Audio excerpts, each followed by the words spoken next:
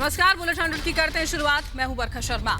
Republic network से exclusive बातचीत में सीएम योगी ने फिर प्रचंड बहुमत का दावा किया। कहा बीजेपी 2022 में 300 से ज्यादा सीटों के साथ सरकार बनाएगी। भारतीय जनता पार्टी 300 प्लस सीटों के साथ 2022 में फिर से सरकार बनाएगी, इसमें कोई संदेह किसी को नहीं होना चाहिए। प्रचंड बहुमत को लेकर विपक्ष पर सीएम योगी का हमला। कहा 2017-19 की तरह ही 2022 में फिर विपक्ष फेल होगा। यूपी की जनता बहकावे में नहीं आएगी। 2022 आदरणीय प्रधानमंत्री जी का नेतृत्व, उनका मार्गदर्शन, भारतीय जनता पार्टी पूर्ण बहुमत के साथ, प्रचंड बहुमत के साथ सरकार बनाएगी। पंचायत चुनाव के नतीजों को बताया जनता की जीत। का 4 साल के काम को जनता ने स्वीकार किया। 2022 के नतीजे भी पंचायत चुनाव जैसे ही होंगे। जो विश्वास है जनता का, ये हमारी सबसे बड़ी पूंजी है और इस पूंजी के बल पर आदरणीय प्रधानमंत्री जी के नेतृत्व और मार्गदर्शन में भारतीय जनता पार्टी 2022 में भी प्रचंड बहुमत के साथ उत्तर प्रदेश में आएगी। सीएम योगी ने जिला पंचायत अध्यक्ष के चुनावों में मिली जीत का श्रेय पीएम मोदी और बीजेपी कार्यकर्ताओं को दिया। कहा बीजेपी कार्यकर्ताओं के कठिन परिश्रम से जीत मिली। पीएम मोदी के मार्गदर्शन में प्रदेश का जो विकास हुआ, उसी का परिणाम है बम्पर जीत।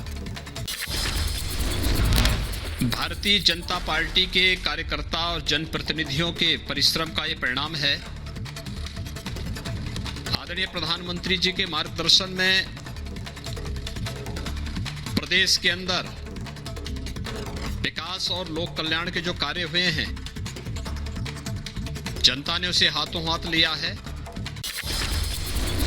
लुटियन टूलकिट पर भी योगी का प्रहार। कहा लुटियन टूलकिट बेनकाब होगी। प्रदेश को हमेशा अराजक बनाने की कोशिश की गई है। लुटियन टूलकिट का मैं बहुत प्यारा रहा हूं पहले से ही। उत्तर प्रदेश को ये लोग दंगा प्रदेश बनाने के पक्षधर हैं। इसलिए जब हम लोग माफिया राज पर प्रहार करते हैं, खराब प्रतिक्रिया कहीं से आती है तो इसी जो है टूलकिट की ओर से आती है। सीएम योगी आदित्यनाथ ने धर्मांतरण के मुद्दे पर चौंकाने वाले खुलासे किए। कहा मूक बधिर बच्चों का धर्मांतरण कर सुसाइड बॉम्बर बनाने की साजिश थी। जांच के लिए लगाई गई है 500 लोगों की टीम। षड्यंत्र का पर्दाफाश मुहूर्त देखकर नहीं किया जाता। षड्यंत्रों का पर्दाफाश मुहूर्त देख करके नहीं होता है। जब कोई भी षड्यंत्र सामने आता है, उसका पर्दाफाश उसी समय किया जाना चाहिए। धर्मांतरण मुद्दे पर भी सीएम ने बात की। लव जिहाद कानून पर दिया बयान। कहा लव जिहाद के कानून का कभी दुरुपयोग नहीं हुआ। जबरन धर्मांतरण राष्ट्रीय सुरक्षा में सेंध लगाने की साजिश। हम लोगों ने इस कानून को कहीं दुरुपयोग नहीं किया। देखिए, ये केवल धर्मांतरण का मुद्दा नहीं है, ये राष्ट्रीय सुरक्षा के पर एक बहुत बड़ी सेंध लगाने का षड्यंत्र का हिस्सा है। मुनव्वर राणा मामले को मुख्यमंत्री योगी ने बताया मनगढ़ंत। कहा इस प्रकार की मनगढ़ंत मुद्दों से व्यापक जनहानि होती है। इस प्रकार के पाप में किसी को सहभागी नहीं बनना चाहिए। लोनी की घटना रही हो या मुनव्वर राणा के पुत्र का प्रकरण, सब दूध का दूध, पानी का पानी देश के सामने, प्रदेश के सामने, आम जनमानस के सामने आ चुका है। राम मंदिर के मुद्दे पर योगी ने खुलकर सवालों का जवाब दिया। कहा कुछ लोग राम मंदिर निर्माण से खुश नहीं है। जमीन खरीद में नहीं हुआ कोई घोटाला। मार्केट रेट से कम दाम में खरीदी गई जमीन। सैकड़ों वर्षों का विवाद का पटाक्षेप हुआ और आज भव्य मंदिर निर्माण की कार्रवाई जब आगे बढ़ी, तो ये वही लोग हैं जिन लोगों को अच्छा नहीं लगा। कोरोना पर भी सीएम योगी ने बात की। कहा कोरोना से एक मौत हमारे लिए दुखद, लेकिन यूपी में कोरोना में अच्छा काम हुआ। कई राज्य ऐसे जिनकी आबादी यूपी से कम, लेकिन यूपी से ज्यादा मौतें वहां हुई। उत्तर प्रदेश की 25 करोड़ की आबादी और दिल्ली की 2 करोड़ की आबादी। उत्तर प्रदेश के अंदर 22,600 मौतें, दुर्भाग्यपूर्ण मौतें हैं, ये भी हमारे लिए दुखद है। लेकिन दिल्ली 2 करोड़ की आबादी, 25,000 से अधिक मौतें। किसका प्रबंधन अच्छा है। सीएम योगी ने केजरीवाल पर हमला करते हुए कहा कि कोरोना की दूसरी लहर के दौरान यूपी को 700 मीट्रिक टन ऑक्सीजन मिली, जबकि दिल्ली को 800 मीट्रिक टन ऑक्सीजन मिली थी। फिर भी दिल्ली में ऑक्सीजन की कमी रही। ऐसा केजरीवाल के मिसमैनेजमेंट की वजह से हुआ। ये लोग पैनिक माहौल बना के जनता के जीवन से खिलवाड़ कर रहे थे। दिल्ली सरकार को जो आरोप लगा रही है, उत्तर प्रदेश की आबादी 25 करोड़ जी, सेकेंड वेव में यूपी को मिल रही थी 700 मीट्रिक टन ऑक्सीजन और दिल्ली को मिल रही थी 800 मीट्रिक टन ऑक्सीजन, और तब भी दिल्ली के अंदर क्राइसिस थी। ये मिसमैनेजमेंट और ऑक्सीजन का दुरुपयोग नहीं था तो क्या? किस तरीके से लोग स्थिति को पैनिक करके जनता के जीवन के साथ खिलवाड़ कर रहे थे। 2017 के बाद पीएम मोदी के मार्गदर्शन में जनता ने प्रदेश में बदलाव की बहार देखी।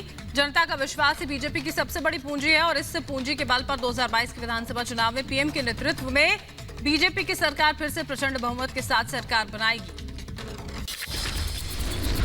विधानसभा चुनाव की ओर उत्तर प्रदेश बढ़ रहा है। एक आदरणीय प्रधानमंत्री जी के मार्गदर्शन में, उनकी प्रेरणा से नए भारत का एक नया उत्तर प्रदेश भी सामने है। 2022 आदरणीय प्रधानमंत्री जी का नेतृत्व, उनका मार्गदर्शन, भारतीय जनता पार्टी पूर्ण बहुमत के साथ, प्रचंड बहुमत के साथ सरकार बनाएगी। फेक न्यूज पर बोले सीएम योगी, कहा जब से मैं सीएम बना हूं तब से मैं परीक्षा ही दे रहा हूं। फेक न्यूज से जनहानि होती है जिसकी कीमत प्रदेश और जनता को चुकानी पड़ती है। झूठ के पांव नहीं होते और सच को झुठलाया नहीं जा सकता है। 2017 में जब उत्तर प्रदेश के मुख्यमंत्री के रूप में मेरा चयन आदरणीय प्रधानमंत्री जी ने किया था, तब से हर दिन हमारे लिए एक परीक्षा रही है। मेरे केवल अपील होगी मीडिया के साथ कि कोई भी इस प्रकार के मनगढ़ंत न्यूज आते हैं, इस प्रकार की चीजें कोई भेजता है, तो हम उसकी सत्यता की परख एक बार जरूर कर लें। झूठ के पांव नहीं होते और सत्य कभी झुठलाया नहीं जा सकता है। हिंदुवादी नेता की छवि के सवाल पर बोले सीएम योगी, कहा हिंदू होने पर मुझे गौरव की अनुभूति होती है। मेरा हिंदू संस्कार ही मुझे सर्वधर्म समभाव और सबका साथ सबका विकास की प्रेरणा देता है। प्रदेश को लोगों को बिना किसी भेदभाव के सभी योजनाओं का लाभ दिया। एक हिंदू होने पर मुझे गौरव की अनुभूति होती है और मेरा हिंदू संस्कार ही मुझे सर्वपंथ समभाव की प्रेरणा भी देता है। सबका साथ सबके विकास की प्रेरणा हमें मेरे हिंदू होने के कारण ही प्राप्त हुई है। कोरोना कालखंड रहा हो या उससे पहले, प्रदेश में बिना भेदभाव के शासन की योजनाओं का लाभ देने में हमने कोई भेदभाव किया है। योगी ने कहा कि अब प्रदेश में अपराधी का धर्म देखकर कार्रवाई नहीं होती। पहले की सरकारें हिंदू के अपराध को अपराध मानती थी, पर किसी दूसरे समुदाय का अपराध माफ होता था। पहले की सरकारें दंगाइयों को बुलाकर मुख्यमंत्री आवास में सम्मानित करती थी, लेकिन अब दंगाइयों को उनकी सही जगह जेल भेजा जाता है। तो स्वाभाविक रूप से पहले नजरिए अलग अलग होते थे। यानी हिंदू का अपराध है तो अपराध मान्य होता था, लेकिन अगर कोई दूसरा समुदाय है तो उसका अपराध हमेशा माफ होता था। दंगाइयों को बुलाकर के मुख्यमंत्री के घर में सम्मानित किया जाता था, उनके सरकारी हेलीकॉप्टर का दुरुपयोग किया जाता था। ऐसे यूपी पंचायत चुनाव में बीजेपी ने लहराया परचम। जिला पंचायत अध्यक्ष पद की 75 में से 67 सीटों पर जीत दर्ज की। सहयोगी दलों के खाते में 2 सीट, 6 सीटों पर सिमटी समाजवादी पार्टी। अखिलेश यादव के गढ़ में भी बीजेपी की जीत। मैनपुरी, रामपुर और कन्नौज में बीजेपी उम्मीदवार ने जीत हासिल की। अखिलेश यादव ने सत्ता के दुरुपयोग का आरोप लगाया। यूपी के प्रयागराज में बीजेपी का जिला पंचायत अध्यक्ष पद पर कब्जा। बीजेपी कार्यकर्ताओं ने सड़क पर पटाखे फोड़कर जश्न मनाया। यूपी के अमेठी में बीजेपी कार्यकर्ताओं में जश्न का माहौल। आतिशबाजी के साथ जमकर उड़ाए गए रंग गुलाल। बीजेपी प्रत्याशी राजेश अग्रहरी ने जीत हासिल की। सीएम योगी आज सुल्तानपुर के दौरे पर रहने वाले हैं। दौरे के दौरान पूर्वांचल एक्सप्रेसवे का वो निरीक्षण करेंगे। वृक्षारोपण कार्यक्रम में भी होंगे शामिल। सुबह करीब 10:30 बजे सुल्तानपुर पहुंचेंगे सीएम योगी। यूपी में चुनावी सरगर्मियों के बीच बड़ी हलचल। लखनऊ में अखिलेश यादव से आम आदमी पार्टी के सांसद संजय सिंह की मुलाकात। अगले साल होने वाले विधानसभा चुनाव से पहले दोनों नेताओं की बैठक को अहम माना जा रहा है। अखिलेश यादव से मुलाकात के बाद आम आदमी पार्टी के सांसद संजय सिंह ने कहा कि एक शिष्टाचार मुलाकात थी, राजनीति से मुलाकात का कोई लेना देना नहीं है। 2022 के यूपी चुनाव को लेकर हलचल तेज। असदुद्दीन ओवैसी की पार्टी के ट्वीट से हंगामा। वीडियो में ओवैसी ने कहा 2022 में योगी आदित्यनाथ को नहीं बनने देंगे मुख्यमंत्री। यूपी में निषाद समुदाय को साधने की कोशिश, पीआईपी अध्यक्ष मुकेश सहनी ने कहा यूपी में विधानसभा चुनाव लड़ेंगे, कई दलों से गठबंधन का प्रस्ताव मिला, जो आरक्षण देगा उससे गठबंधन होगा। आज पुष्कर सिंह धामी उत्तराखंड के नए मुख्यमंत्री पद की शपथ लेंगे। शाम 6 बजे राजभवन में शपथ ग्रहण समारोह। पुष्कर सिंह धामी उत्तराखंड के 11वें मुख्यमंत्री के रूप में शपथ लेंगे। चुनावी साल में भाजपा ने युवा चेहरे पर दांव खेला है। पुष्कर सिंह धामी के समर्थकों में खुशी की लहर। पुष्कर सिंह धामी के नाम की घोषणा होने के बाद खटीमा में उनके घर के बाहर जश्न मनाते नजर आए लोग। धामी 2 बार खटीमा से विधायक रह चुके हैं। पिथौरागढ़ के टुंडी गांव में उनका जन्म हुआ। बीजेपी युवा मोर्चा के प्रदेश अध्यक्ष भी वो रहे। सीएम चुने जाने के बाद बोले पुष्कर सिंह धामी, कहा पूर्व सैनिक के बेटे को बीजेपी ने जिम्मेदारी दी, उत्तराखंड की सेवा करता रहूंगा। आने वाले विधानसभा चुनाव चुनौती है। उत्तराखंड बनने के बाद 20 साल में अब तक 9 लोग मुख्यमंत्री बने। कांग्रेस के 3 और बीजेपी के 6 मुख्यमंत्री रहे हैं। बीजेपी का कोई सीएम 5 साल पूरे नहीं कर पाया। पूर्व सीएम हरीश रावत का बीजेपी पर निशाना, कहा उत्तराखंड में कोई काम नहीं हुआ। बीजेपी चाहे किसी को भी मुख्यमंत्री बना ले, बीजेपी को जवाब देना होगा। 4 मुनव्वर राणा की बेटे तबरेज की तलाश में पुलिस, कई जगहों पर पुलिस ने छापेमारी की। रिपब्लिक भारत से बातचीत में मुनव्वर राणा ने इनकार किया। दरभंगा ब्लास्ट केस में गिरफ्तार 2 संदिग्ध आतंकियों को कोर्ट ने 7 दिनों के लिए एनआईए की रिमांड पर भेजा। तेलंगाना से गिरफ्तार आमिर और नासिर को एनआईए हैदराबाद से पटना लेकर आई। दरभंगा ब्लास्ट केस में कैराना से गिरफ्तार 2 संदिग्ध सलीम और कफील की पटना की एनआईए कोर्ट में पेशी हुई। सलीम को 6 दिनों की न्यायिक हिरासत, कफील को एनआईए रिमांड पर भेजा गया। पटना में कोर्ट में पेशी से पहले सलीम और कफील का आईजीआईएमएस अस्पताल में मेडिकल हुआ। आतंकियों को लेकर सुरक्षा के कड़े इंतजाम किए गए थे। जम्मू एयरफोर्स स्टेशन पर धमाके मामले में खुलासा, आतंकी संगठन लश्कर ने ड्रोन से सीमा पार भेजा था आईईडी। जम्मू कश्मीर ने लश्कर के 3 आतंकियों को गिरफ्तार किया था।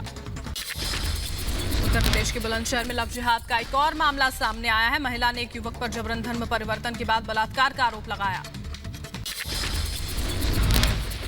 यूपी में धर्मांतरण मामले में ईडी का ताबड़तोड़ एक्शन, दिल्ली में 3 और लखनऊ में 2 जगहों पर छापे। आरोपी उमर गौतम के घर पर भी हुई छापेमारी।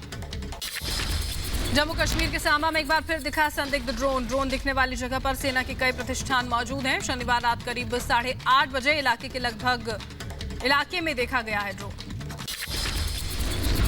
फ्रांस में राफेल डील की जांच के आदेश पर कांग्रेस ने मोदी सरकार को घेरा। रणदीप सुरजेवाला ने कहा डील में गड़बड़ी हुई, राहुल जो कहते हैं वो सच हुआ, डील की जेपीसी जांच हो।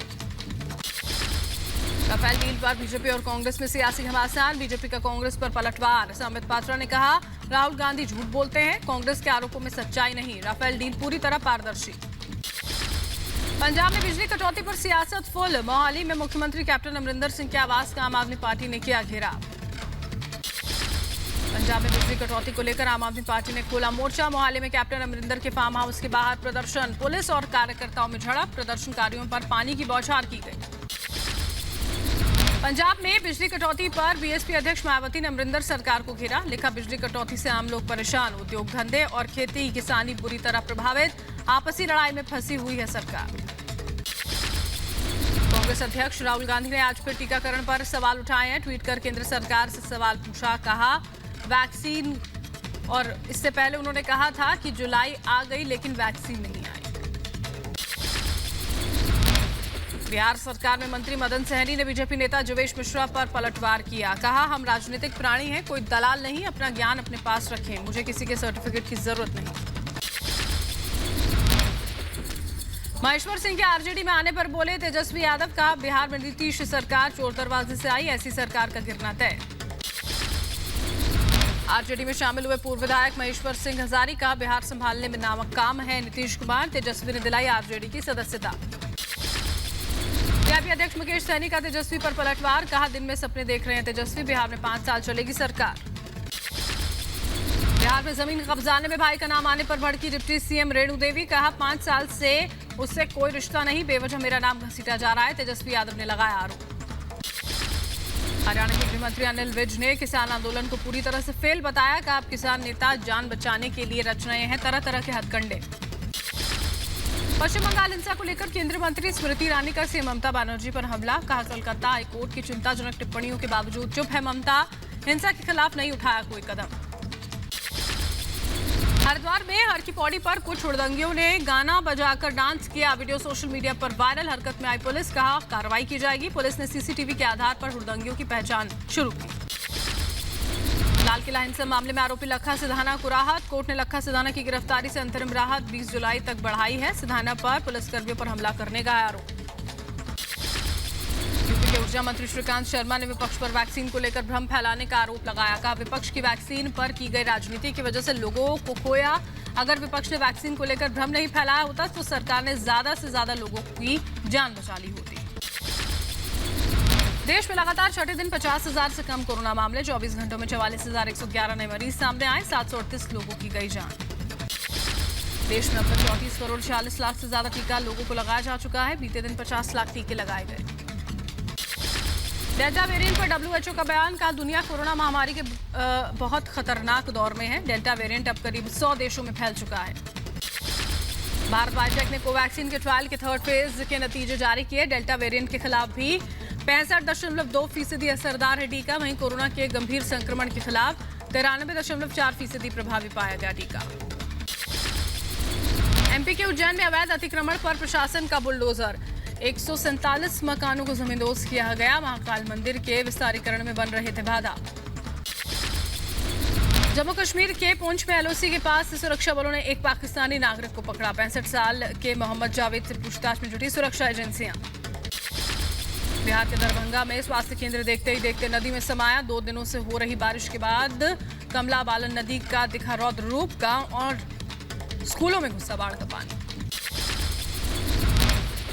ईडी ने चीन के लिए जासूसी के आरोपी पत्रकार राजीव शर्मा को गिरफ्तार किया। पैसों के बदले चीनी खुफिया अधिकारियों को गोपनीय और संवेदनशील जानकारी मुहैया कराने का आरोप। ईडी का कहना है कि राजीव शर्मा को हवाला के जरिए पैसा मिला था। महाराष्ट्र के पूर्व गृह मंत्री अनिल देशमुख को ईडी का तीसरा समन 5 जुलाई को सुबह 11 बजे पूछताछ के लिए बुलाया। कोरोना का हवाला देकर 2 बार पेश नहीं हुए थे। फिर बढ़ी ट्विटर की मुश्किलें। ट्विटर के खिलाफ दिल्ली में एक और FIR दर्ज। ट्विटर इंडिया के MD मनीष माहेश्वरी और रिपब्लिक के खिलाफ दर्ज हुआ मामला। ट्विटर पर धार्मिक भावनाओं को ठेस पहुंचाने का आरोप। ट्विटर इंडिया ने दिल्ली हाईकोर्ट में दाखिल किया हलफनामा। शिकायत अधिकारी की नियुक्ति पर जानकारी दी। कहा नए IT नियमों के तहत की जा रही है नियुक्ति। ट्विटर के खिलाफ पटना की अदालत में केस दर्ज। भारत के नक्शे से छेड़छाड़ के मामले में बीजेपी नेता ने दर्ज कराया केस। राजस्थान के श्रीगंगानगर में मारपीट का वीडियो सामने आया है। एक वीडियो में एक शख्स को कुछ लोग पीटते हुए नजर आ रहे हैं। पुलिस ने 3 लोगों को हिरासत में लेकर पूछताछ शुरू की। यूपी के लखीमपुर खीरी में विशालकाय अजगर निकलने से मचा हड़कंप। वन विभाग को सूचना दी गई। वन विभाग की टीम ने बड़ी मशक्कत के बाद अजगर को पकड़ा। लोगों में दहशत का माहौल। यूपी के फिरोजाबाद में टेंट हाउस के गोदाम में भयंकर आग लगी। घटना की सूचना पर पहुंची जिले की फायर ब्रिगेड की गाड़ियां। 2 से 3 घंटे की कड़ी मशक्कत के बाद आग पर काबू पाया गया। उत्तर प्रदेश के गोंडा में रेल हादसा। सुभागपुर रेलवे स्टेशन के पास मालगाड़ी के डिब्बे पटरी से उतरे। हादसे के कारण कई ट्रेनों का संचालन प्रभावित हुआ। ट्रैक को क्लियर करवाया गया है और ट्रेनों का परिचालन शुरू हुआ। पंजाब के लुधियाना की टायर फैक्ट्री में लगी भीषण आग। फायर ब्रिगेड की 100 गाड़ियों ने 5 घंटे के बाद आग पर काबू पाया। पहले आग ग्राउंड फ्लोर पर लगी, उसके बाद धीरे धीरे पहली मंजिल तक फैली। आग लगने से करोड़ों रुपए की मशीनें भी जलकर खाक हुई। मध्य प्रदेश के ग्वालियर में क्राइम ब्रांच ने 60 लाख की लूट के आरोप में 4 पुलिस वालों को गिरफ्तार किया। एक पुलिसकर्मी फरार। पुलिस ने आरोपियों के पास से 27 लाख रुपए बरामद किए। पुलिस वालों ने ट्रेन में व्यापारियों से लूटे थे 60 लाख रुपए। ग्रेटर नोएडा NDPC टाउनशिप के घरों में चोरी की वारदात को अंजाम देने वाले गिरोह का भंडाफोड़। पुलिस ने गिरोह के 2 आरोपियों को गिरफ्तार किया। भोपाल में जयप्रकाश अस्पताल के डॉक्टर ने फांसी लगाकर खुदकुशी की। आत्महत्या के कारणों का फिलहाल खुलासा नहीं हो सका। पुलिस ने शव को पोस्टमार्टम के लिए भेजा। राजस्थान के अलवर से शर्मसार करने वाली वारदात सामने आई। 22 साल की युवती के साथ गैंगरेप का आरोप। पुलिस ने 4 लोगों को गिरफ्तार किया। मध्य प्रदेश के टीकमगढ़ में पुलिसकर्मी ने फांसी लगाकर आत्महत्या की। सूचना मिलने पर पुलिस ने मौके पर पहुंचकर शव को पोस्टमार्टम के लिए भेजा। 4 महीने पहले भी आत्महत्या की कोशिश की थी। MP के दमोह में पूर्व सरपंच हत्याकांड में 10 में से 3 आरोपी गिरफ्तार। पुलिस अधीक्षक ने लापरवाही बरतने पर TI और पीठ प्रभारी को लाइन हाजिर किया। बिहार के मुजफ्फरपुर में जमीन विवाद में मौत के बाद परिजनों का हंगामा। एसडीओ ने कार्रवाई का भरोसा देकर मामले को शांत किया। सरकारी कार्यालय के सामने शव को रखकर प्रदर्शन किया। त्रिपुरा पुलिस को बड़ी कामयाबी। अगरतला से पुलिस ने 900 किलो गांजा जब्त किया। मुखबिर की सूचना के आधार पर 2 अलग-अलग जगह छापेमारी। अंबाला में किसान नेता गुरनाम सिंह चढ़ूनी का किसानों ने स्वागत किया। गुरनाम सिंह चढ़ूनी के साथ किसानों ने अंबाला के लिए किया प्रस्थान।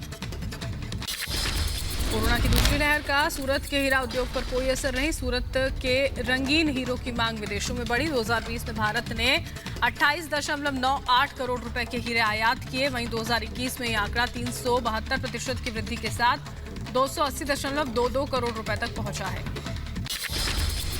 जापान में कुदरत का कहर। लैंडस्लाइड से अतामी शहर पूरी तरह से तबाह। तिनके की तरह बह गई कई इमारतें। जापान के अतामी शहर में शनिवार को भारी बारिश के बाद तबाही मची। मिट्टी धंसने और मकानों के जमींदोज होने से 19 लोग लापता।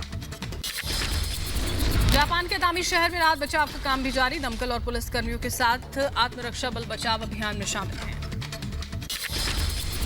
मेक्सिको की खाड़ी में लगी आग। तेल पाइपलाइन में लीक होने से आग लगी। ये पाइपलाइन एक ऑयल रिग को जोड़ती है जहां से तेल निकाला जाता है।